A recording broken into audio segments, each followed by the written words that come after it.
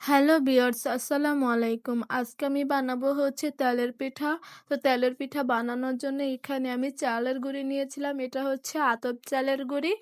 তো এটাকে আমি আগে মেশিনে ভাঙিয়েছিলাম। তো এখন আমি এটাকে বেটে নিব। তো বেটে নেওয়ার জন্য এটাকে আমি আধা ঘন্টার মতো একটু পানি দিয়ে গুলিয়ে ভিজিয়ে রেখেছিলাম।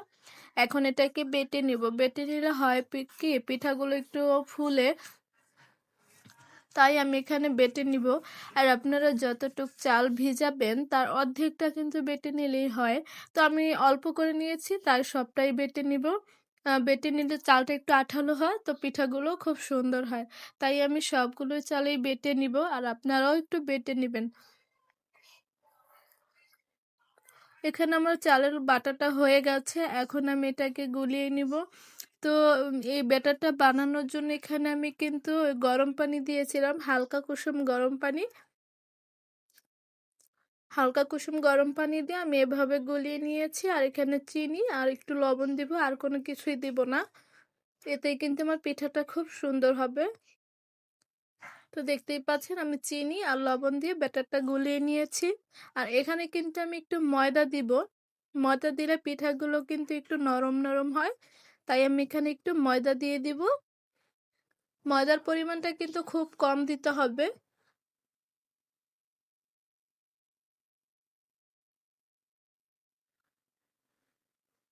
তো অনবরত এইভাবে একটু নাড়তে হবে, নাড়তে নাড়তে ভালো করে কিন্তু এটাকে গুলিয়ে নিতে হবে।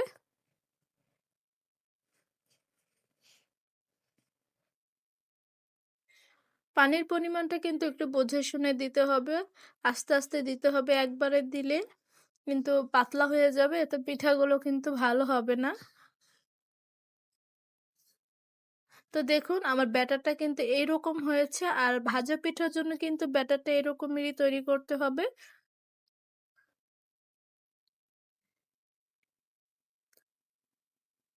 তো আমার ব্যাটারটা গোলায় হয়ে গেছে, এখন আমি এখানে পিঠাগুলো ভেজে নিব। এর জন্য কিন্তু আমি একটু তাওয়া বসিয়ে দিয়েছি, এখন এটার মধ্যে তেল দিয়ে দিব। তেলটা গরম হয়ে গেছে, আমি পিঠাগুলো এখন ভেজে নিব।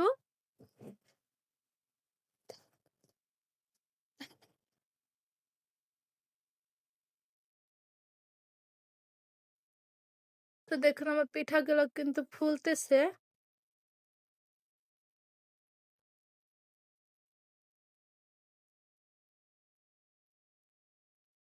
এইভাবেই আমি পিঠাগুলো বানিয়ে নিব।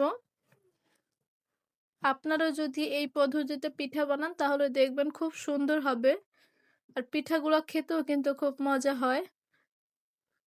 শুধু চালের গুঁড়ি দিয়ে বানালে পিঠাগুলো কিন্তু একটু শক্ত শক্ত হয়, আর খেতেও ভালো লাগে না। ময়দা দিলে পিঠাগুলো খুব নরম নরম লাগে, একটু খেতেও ভালো লাগে। আর পিঠাগুলো যদি আপনাদের না ফুলে তাহলে উপর থেকে এভাবে একটু তেল ছিটিয়ে দিবেন, তাহলে দেখবেন পিঠাটা কিন্তু ফুলে উঠবে। তো দেখতেই পাচ্ছেন আমার পিঠাটা কত সুন্দর ফুলে উঠেছে।